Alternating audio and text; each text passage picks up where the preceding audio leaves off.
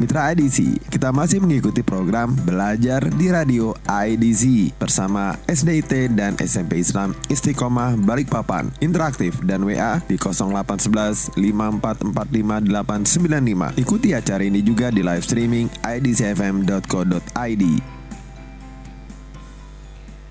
Baik, alhamdulillahirabbil alamin. Mitra IDC yang dirahmati Allah Subhanahu wa taala, masih bersama Ustazah Rizka Damayanti, guru bimbingan konseling. Perbedaan peran psikolog, psikiater dan juga konselor yang memang dibutuhkan dalam keseharian kita, karena kita adalah makhluk sosial ya. Makhluk sosial kalau tidak bergaul rasanya mau sendiri saja tidak mungkin juga ya, karena kita butuh seorang yang membantu kita baik dalam urusan makan kita, urusan keseharian kita maupun urusan muamalah kita. Itulah pentingnya orang lain bersama kita. Ini Ustazah sudah ada yang bertanya, boleh ya? Boleh. Boleh kita lihat dulu yang bertanya. Bapak Muhammad yang ada di Strat 6 ya, bertanya, Assalamualaikum warahmatullahi wabarakatuh. Ustazah, uraikan mengapa psikologi pendidikan itu memiliki peran penting dalam pembelajaran guru dan juga siswa. Berikan 4 alasan logis disertai dengan contoh Ustazah, contoh kasusnya, dan mohon dijelaskan Ustazah. Syukran.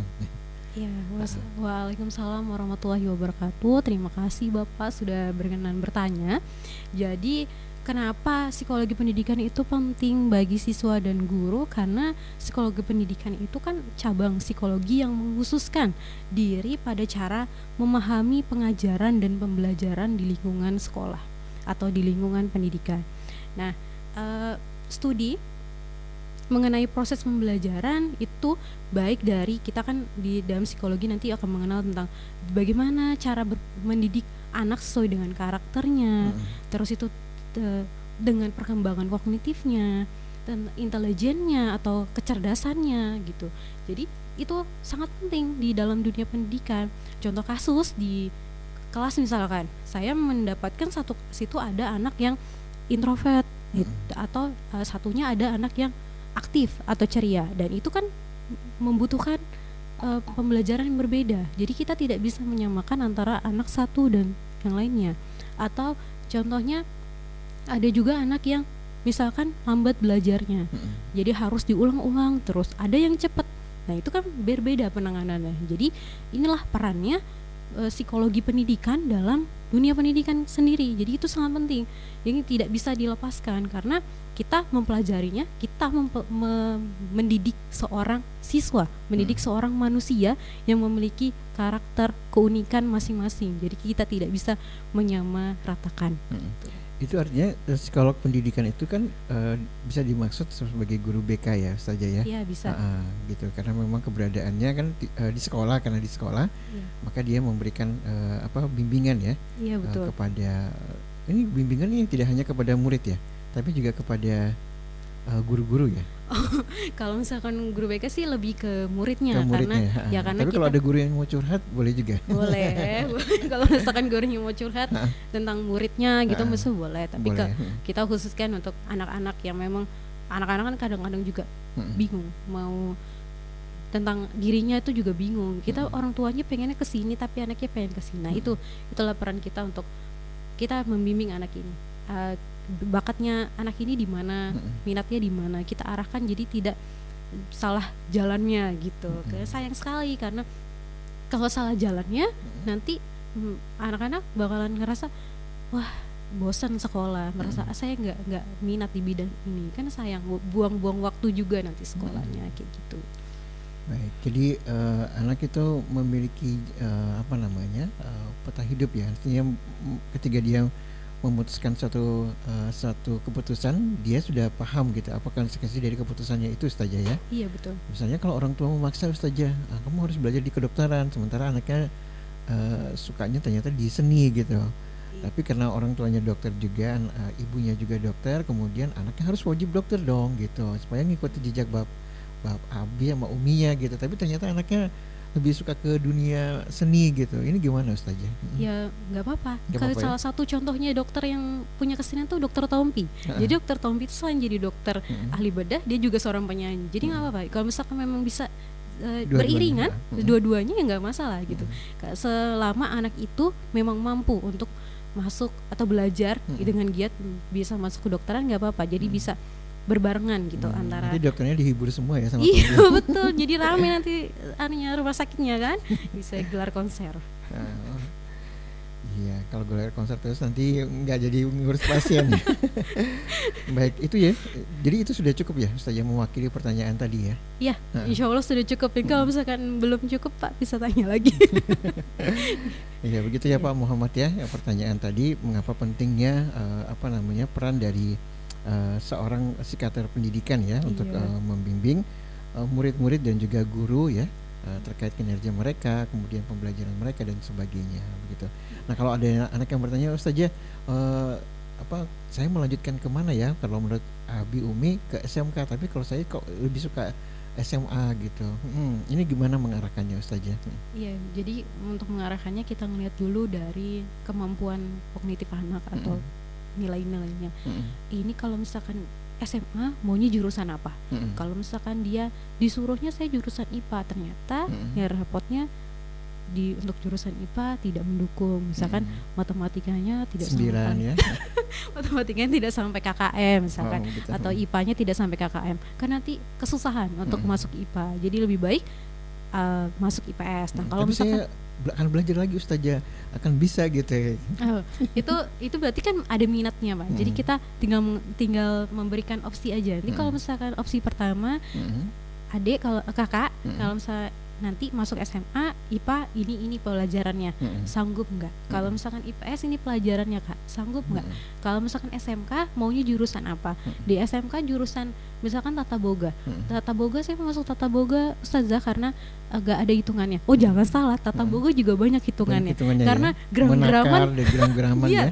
Itu jangan dikira masuk tata boga cuma masak-masak. Enggak. Tata boga juga dilihat nilai gizinya, dilihat juga gram-gramnya, kilonya. Jadi jangan salah sampai menimbang juga ya.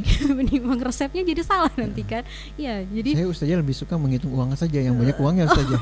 kalau misalkan suka menghitung uang ya kita arahkan bisa nih ke administrasi perbankan atau bisa ke administrasi publik gitu. Jadi bisa diarahkan ke bidang itu atau ke IPS. SMA ada IPS nih, ada ekonominya. Nanti ada akuntansinya. Ini bisa ngitung-ngitung tentang uang nih, tapi uang yang nggak nyata gitu. Gitu. Baik. Kasian juga ya kalau menghitung uang yang tidak nyata begitu ya. Tapi Ustazah ada nggak ya pendapat kalau misalnya, kalau ini anak IPA ini pasti the best dah. Kalau anak IPS, aduh pasti begitu deh begitu. Kan ada kasta yang berbeda di antara mereka begitu. Ini gimana ini mengimbangi supaya bahwa pendidikan itu semua sebetulnya sama ya. Tinggal bagaimana peran kita di dunia itu sehingga semua saling membutuhkan. Karena kita kan tidak bisa memilah satu yang penting, satu yang tidak penting. Ustazah, gimana ini mengarahkannya Ustazah supaya anak-anak juga mereka juga bisa begitu. Ya jadi kita juga harus memberikan pengarahan bahwa anak IPA itu tidak selamanya unggul dan anak IPS itu tidak selamanya terbelakang. Jadi orang-orang IPS itu adalah orang-orang yang di balik layarnya. Misalkan kalau di sebuah rumah sakit itu pasti ada manajemennya. Nah, itu yang berperan adalah anak IPS. Nah, yang kerja itu adalah dokternya, berarti anak IPA. Jadi nggak selamanya anak IPS itu di belakang.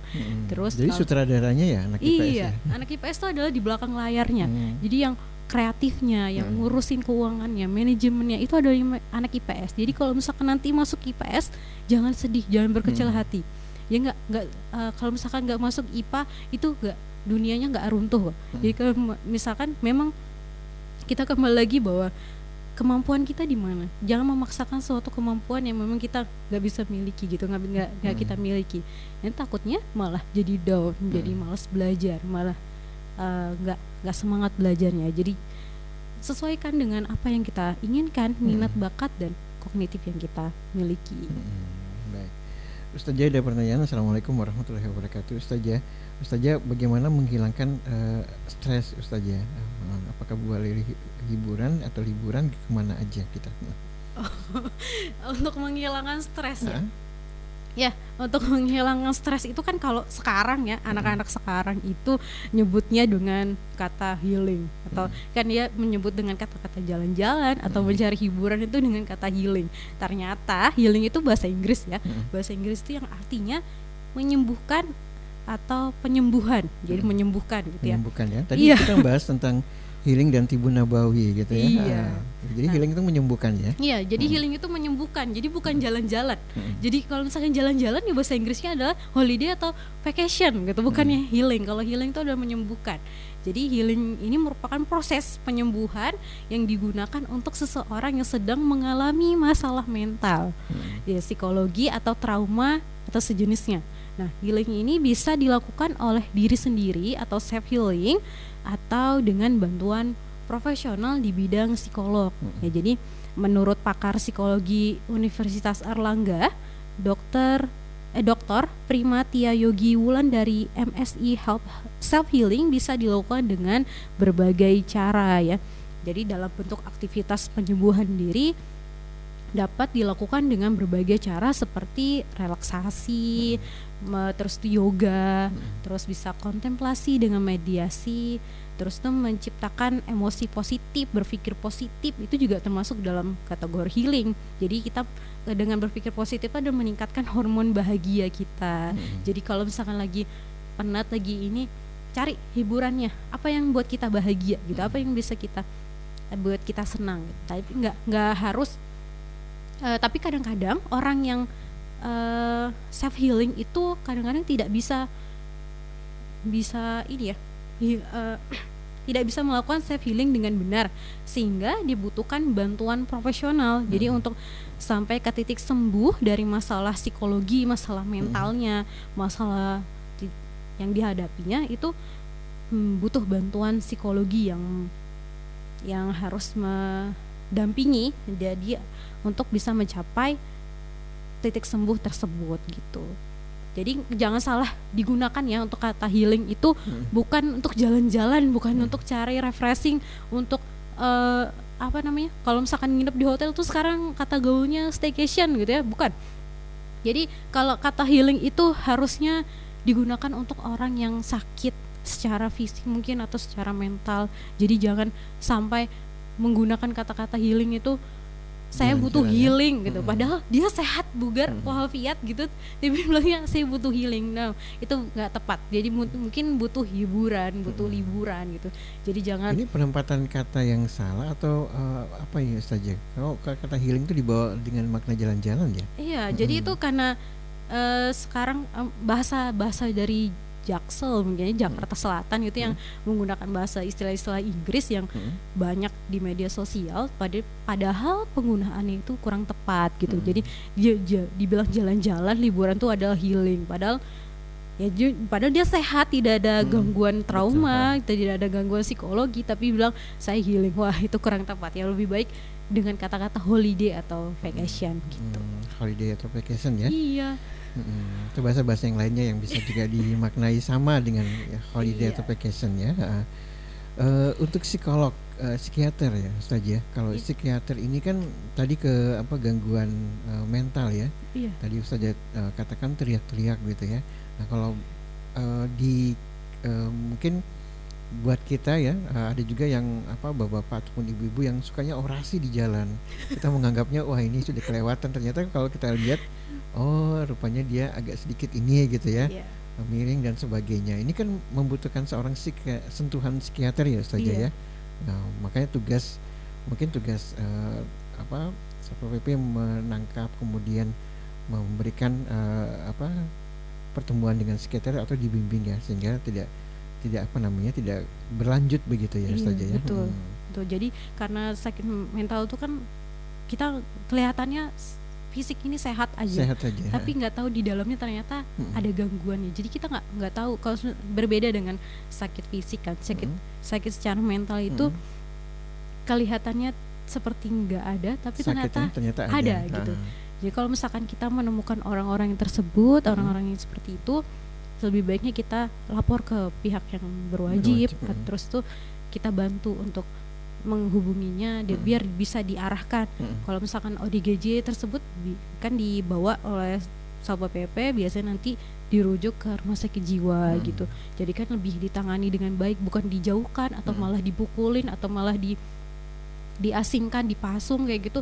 Jangan. Jadi kalau bisa kita harus care sama orang tersebut. Orang tersebut itu adalah manusia juga, bukan hewan, bukan yang seseorang yang jijik gitu, bukan. Tapi itu adalah orang yang butuh bantuan kita sebagai manusia itu untuk dia untuk bisa sembuh gitu. Jadi dia adalah orang yang sakit butuh bantuan, jadi kita bantu untuk bisa sembuh kembali, walaupun tidak bisa normal, setidaknya kita bisa memperlakukan manusia tersebut selayaknya manusia. Sakit ya saja ya. Baik, kalau sakit hati nggak apa-apa ya saja. Kalau sakit hati juga sebenarnya bahaya juga Pak. Kalau misalkan sakit hatinya masih bisa kita self healing, bisa kita sembuhkan dengan sendiri, itu nggak apa-apa. Tapi kalau misalnya sakit hati sudah menyayat-nyayat tubuh sendiri, tapi mukulin. katanya lebih baik sakit hati daripada sakit gigi. Oh enggak, dua-duanya saya Pak. Baik ya. Jadi perlu penanganan dua-duanya ya saja ya. Iya, perlu penanganan dua-duanya. Jadi jangan pernah meremehkan sakit mental, karena semakin di era semakin global ini, semakin bertambah ini, semakin banyak orang yang kena sakit mental gitu. Betul, atau gangguan mental gitu ya. Jadi jangan malu untuk berobat ya.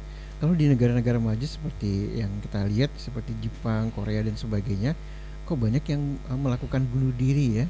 Mungkin karena prestasi yang tidak terkejar ataupun karena kinerja yang tidak tercapai, ataupun wajah mereka yang biasa-biasa saja. Kemudian kan biasanya kalau hadiahnya paling menarik buat mereka kan hadiah operasi plastik ya Ustaz ya. Nah, kok saya dikasih hadiah tapi bukan hadiah operasi plastik. Jadi mentalnya juga memang sedikit ini ya. Memang apalagi tidak dibandingin atau dibentengi dengan agama yang baik, agama yang kokoh atau akidah yang baik. Ini juga merupakan sebab jalannya orang-orang bunuh diri ya Ustaz ya. Iya. Jadi peran agama juga sangat penting di dalam diri kita. Jadi sebagai kita dengan adanya misalkan ada masalah atau problem, kita bisa mendekatkan diri lebih dengan berdoa, dengan itu kan lebih bikin kita nyaman, lebih adem gitu ya. Jadi kita nggak berpikir bahwa dunia saya ini sudah runtuh, sudah nggak ada apa-apanya. Padahal Allah itu selalu ada buat kita. Padahal dimanapun Allah tuh bersama kita. Jadi jangan pernah takut untuk sendirian dan merasa kesepian. Betul. Apalagi memang di saat-saat kita sendiri ya Ustaz ya, masih banyak yang bisa menemani kita dan juga yang menghibur kita gitu. Jadi memang bahasanya kalau misalnya kita ditimpa musibah, kalau musibah itu supaya kecil kita rahasiakan saja. Kemudian membesar kalau kita dikeluh kesahkan begitu ya. Kemudian kalau terurai jika kita mengadukan pada Allah. Dan serumit kalau kita mengumbar kepada manusia. Tapi ada orang-orang yang bisa menangani seperti psikolog, psikiater dan juga konselor yang bisa memberikan arahan kepada kita supaya jalan hidup kita lebih mudah ya Ustaz ya. Betul. Makanya adik-adik kita yang semangat belajar, kemudian kalau ada sedikit riak-riak kecil, gangguan dan sebagainya, ada guru BK yang bisa mengarahkan lebih baik lagi insyaallah. Baik, apalagi nih Ustaz ya yang penting untuk disampaikan ke pendengar, ke mitra IDC terkait dengan peran psikolog, psikiater dan juga konselor ya, karena waktu kita juga sebentar lagi 5 menit lagi. Oh iya. Jadi saya mau sedikit berpesan. Jadi jangan melakukan self diagnosis atau diagnosis sendiri kalau misalkan kita merasa ada gangguan kejiwaan. Jadi segeralah mencari bantuan profesional dan jangan menganggap remeh tentang kesehatan mental. Gangguan mental bukan aib, tetapi penyakit yang harus disembuhkan. Semoga kita semakin care, semakin peduli dengan kesehatan mental untuk menciptakan remaja yang sehat secara fisik maupun psikisnya. Baik, itu secara memang kita secara fitrah begitu ya Ustaz ya.